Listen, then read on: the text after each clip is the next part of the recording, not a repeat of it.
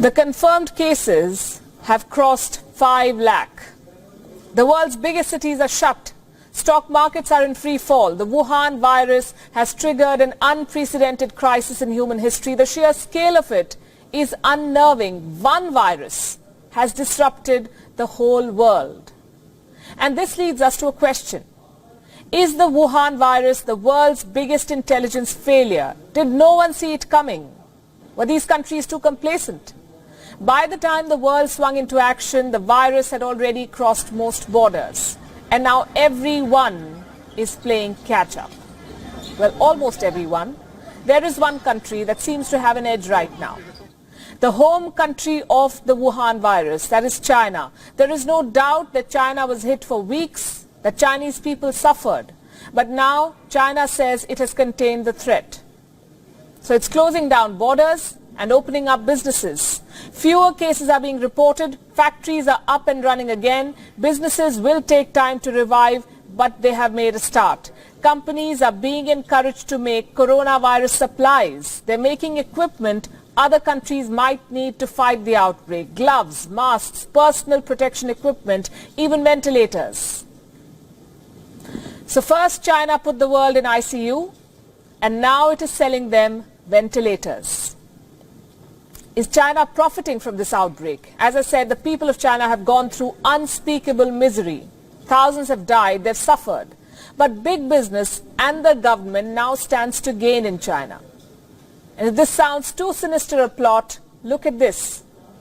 This is a book written in 1999, and this could offer clues into the Chinese mindset. It's called Unrestricted Warfare, China's Master Plan to Destroy America. It's a book on military strategy.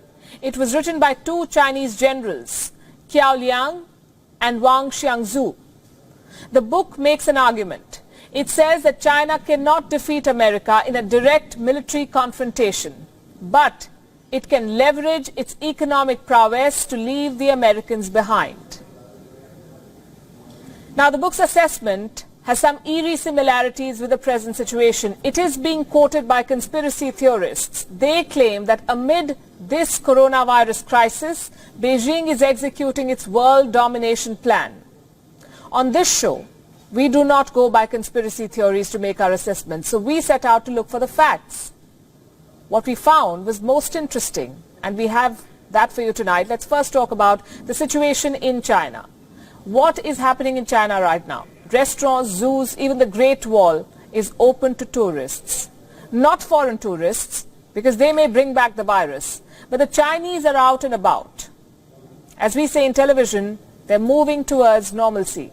Restrictions are being lifted, factories are coming back online, businesses have resumed in many parts of China. At this rate, China's businesses will be up and running in a few weeks, not without government help. Like most countries, China too has announced a relief package to revive the economy. Communicated the figure of a totality of 344 billion US dollars. In terms of mainly fiscal measures. First and foremost, we try to stabilize the Chinese economy. And with the measures we have started to take, with the return of the work of the workers and the resumption of productive activities by the factories across the country, I think the Chinese economy is coming back to life. Coming back to life. They have a plan, revive the economy. What does this tell you? While major countries are struggling, China is already making a head start. China also has an interesting pattern. Look at this map. This is Wuhan and the rest of China. The coronavirus outbreak in China is what this map details. Now, some of the biggest cities in China were largely insulated from the outbreak. I say this is interesting because while the virus spread and unleashed chaos in the remotest corners of the world, it couldn't do much damage in China's top cities. I'll give you examples with numbers. Let's start with Beijing. Beijing has recorded more than 500 cases. 8 people died in the city. Do you know what's the population of Beijing? 2.15 crores.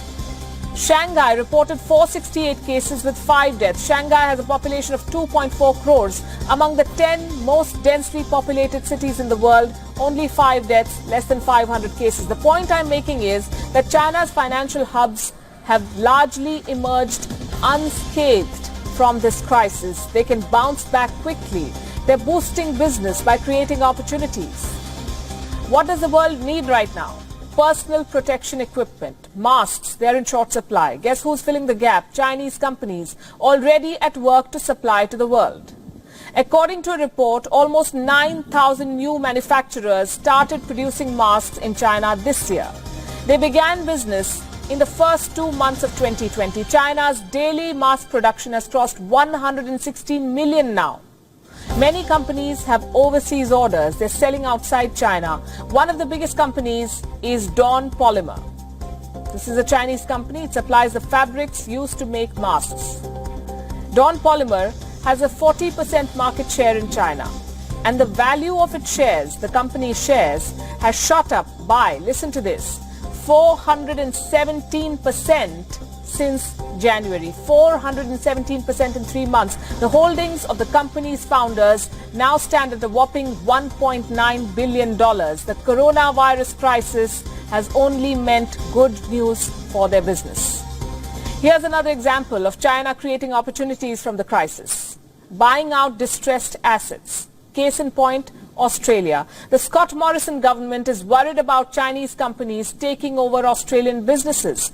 Reports say Australia's Foreign Investment Review Board is now gearing up. Why? Because they fear takeover attempts from China. Distressed Australian businesses and assets are on China's radar. It's not just Chinese companies that stand to gain. Foreign companies based in China are also back in action. BMW's factories resumed operations in February itself, last month. Fiat Chrysler has also restarted production. Foxconn has resumed work in its mainland China factories. Foxconn manufactures for leading tech giants like Apple and HP. Tesla's factory in China is back online too, reportedly with help from local authorities. Members of the Chinese government allegedly helped Tesla secure key supplies. The Chinese government is going the extra mile to make sure businesses resume operations. In Shanghai, most foreign businesses are back in action.